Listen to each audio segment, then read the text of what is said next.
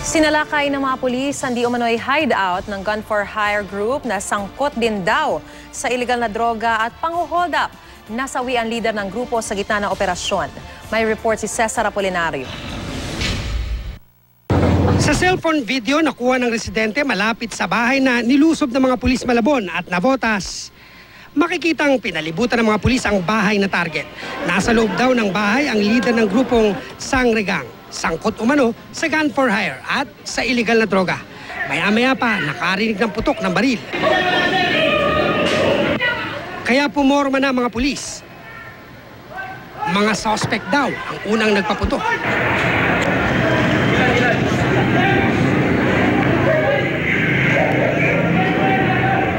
Ilang minuto pa makikitang hinihila ang pulis at tinamaan ng bala sa kanang paa.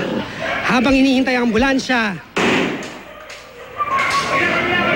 sa kasagsagan ng bakbakan, walang nakalapit na usisero. Kahit ang media, pinagbawalan.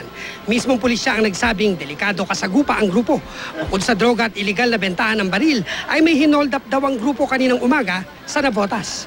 Kaya nagsanib puwersa ang Malabon at Navotas PNP sa paghuli sa mga sospek. Pinatay yata doon sa kabila. Sa Navotas? Navotas.